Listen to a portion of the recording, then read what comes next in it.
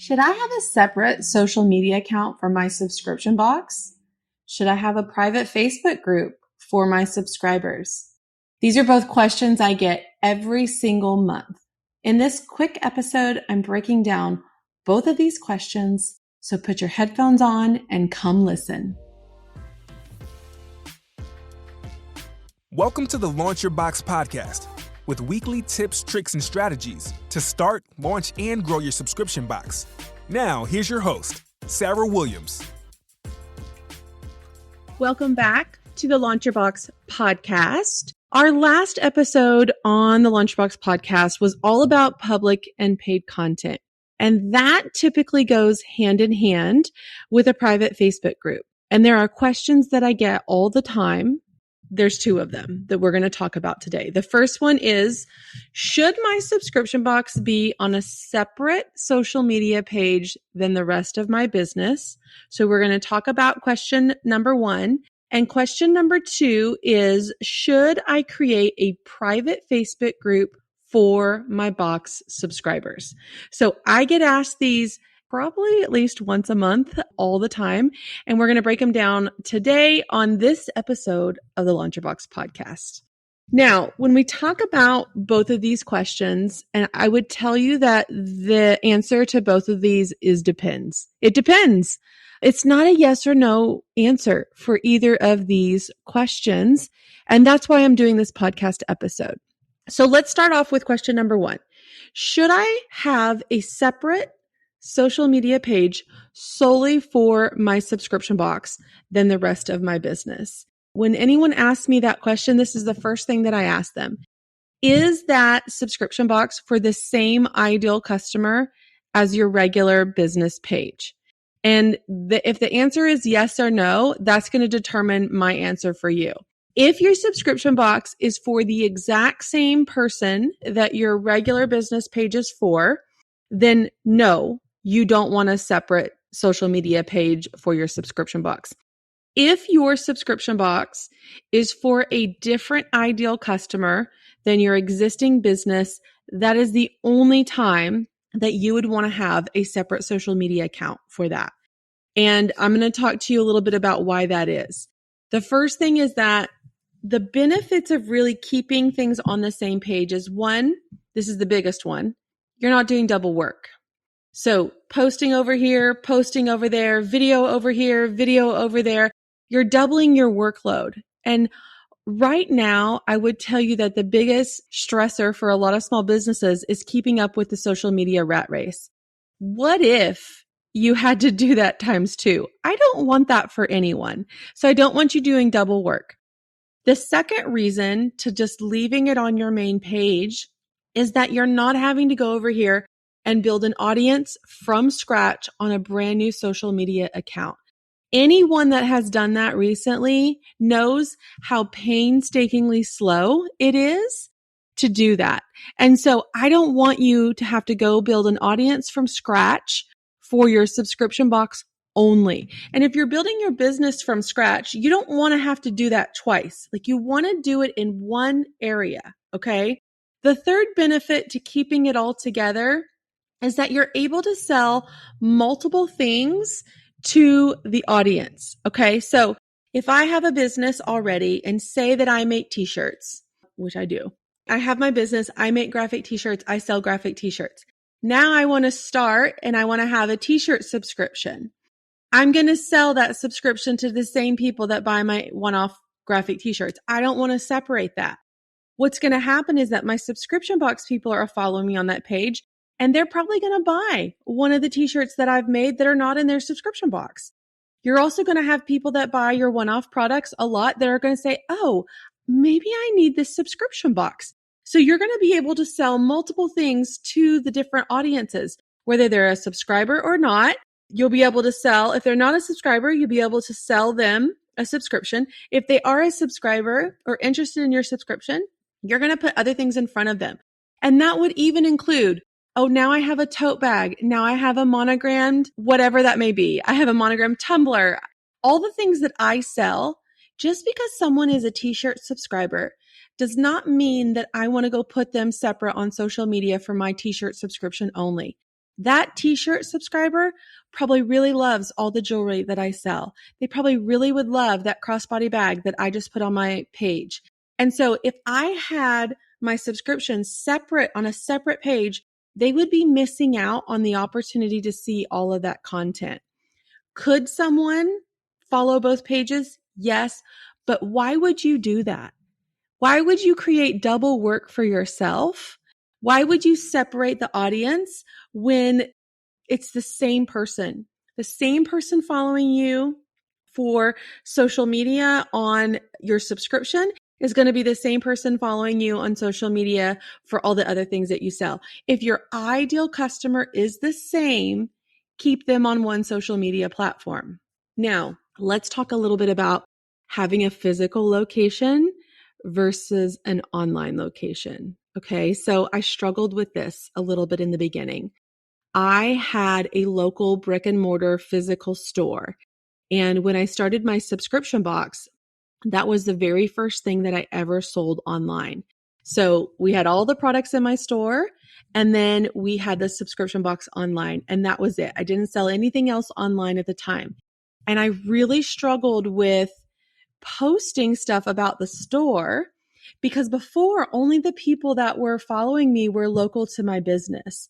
And so I would post about the store all the time and all the items that we had in the store. And once I started to build the subscription box business, I was now getting customers from all over the country because I offered it online.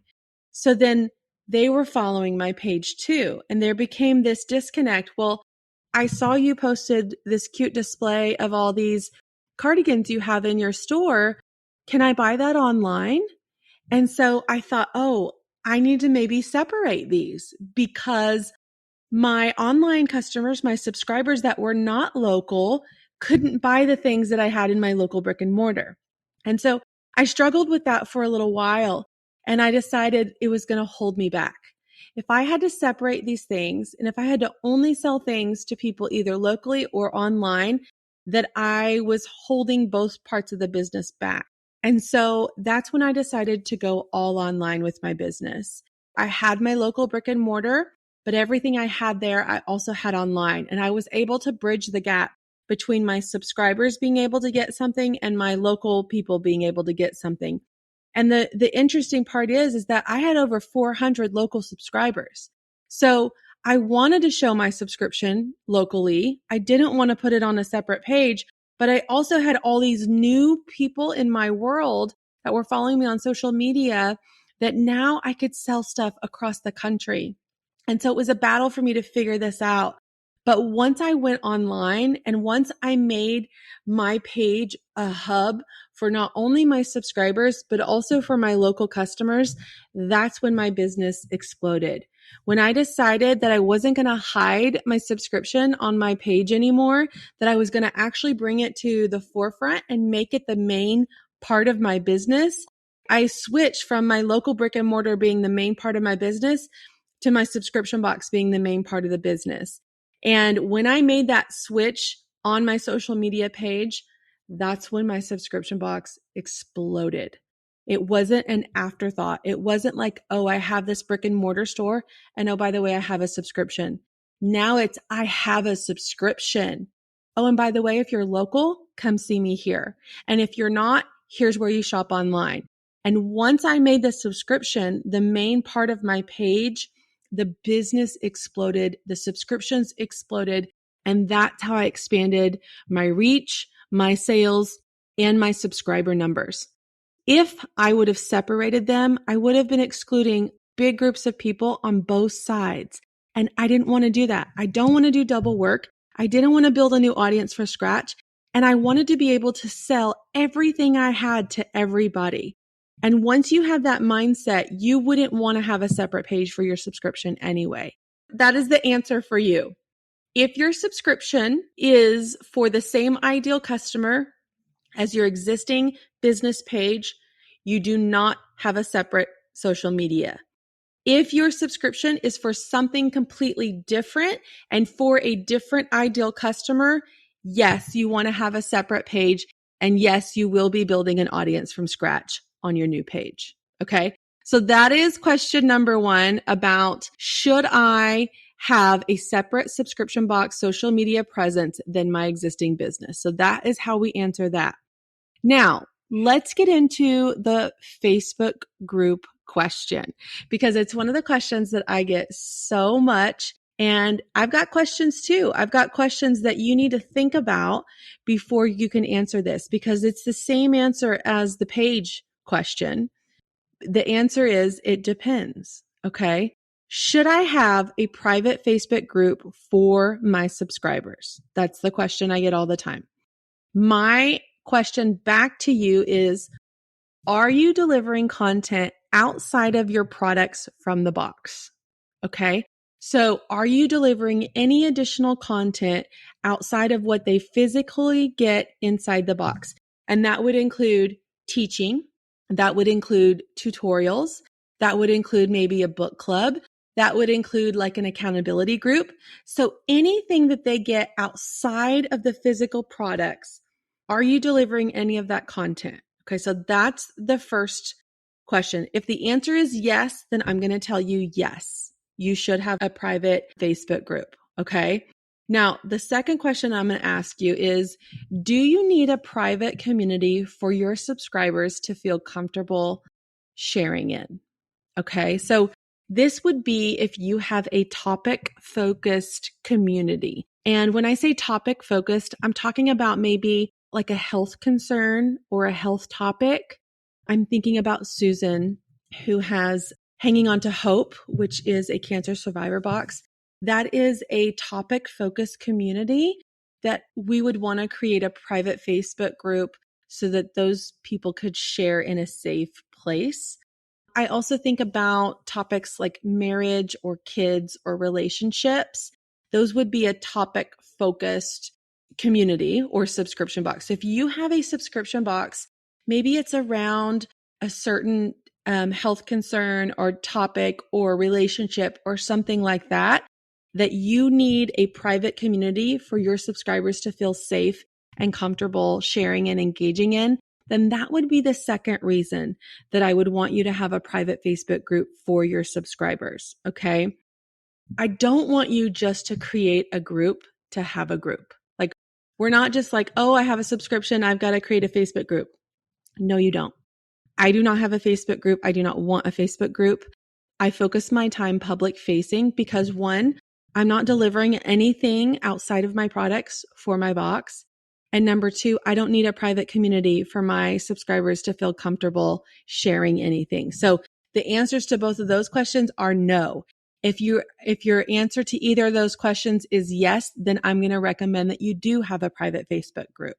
Okay. So let's break down a few of the pros and cons of having a Facebook group so you could really make a decision for your own subscription box. So the pros of having a private Facebook group for your subscribers. Number one, creating a sense of community. Okay. You can do this on a public page, and I feel like I do this well publicly, but this creates engagement and creates a bigger experience than just the box. People that are engaged and connected inside of a Facebook group like this have just a better sense of community. They're connected to one another. They also feel more connected to you. So that's one of the pros, creating a sense of community. If that's really important to you for your subscription box, then this would be one of the reasons you would want to have a group. Number two, it's really great for research and development. Inside a private Facebook group of subscribers, you can really get their buy-in. They can help you with the processes. They can help you with selections. They kind of see a little bit more of the process of selection. You can ask them questions that maybe you wouldn't ask publicly, but it's great for research and development. Number three, it creates a sense of exclusivity. One of the ways that we sell a subscription is exclusivity, like being a part of something that not everybody else is a part of. And having a group like this helps you create this sense of exclusivity. They feel special knowing that they're part of a select group that has private access to you or your content. and also to each other. So those are 3 pros to having a Facebook group for your subscribers: creating a sense of community, research and development, and creating a sense of exclusivity. Okay. When we think about the cons of having a private Facebook group, I've already told you that it's super time consuming. So if you're going to have a private Facebook group for your subscribers, you've got to have dedicated resources to moderating the group, creating engagement in the group, responding to questions, and addressing any issues that might come up in the group. So either you have the capacity to do this, or you're going to have to hire someone to manage this. One of the other things is when you're just starting out and maybe you have 20 or 50 or even 100 subscribers, there's not a lot of conversation with 50 people in a Facebook group. And I know that feels like a lot of people to have conversations with, but in my experience, when I started my membership and everybody was in a Facebook group, it was really quiet until I got to the 400 member point.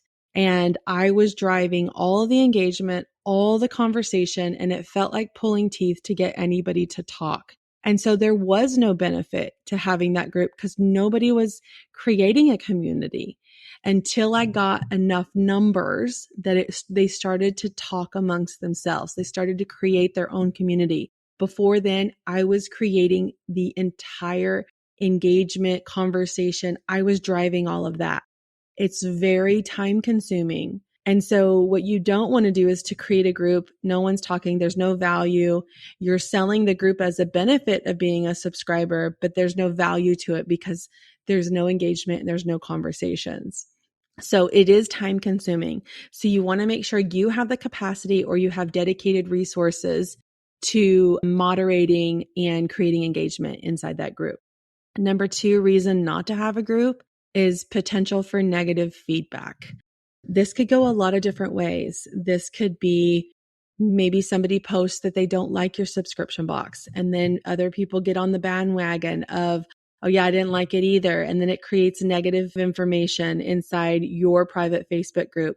It could also create negative environment if somebody says something that is negative towards a group of people, an affiliation, or just in general, because people in that group will associate that person's thoughts with your brand because they are in your group.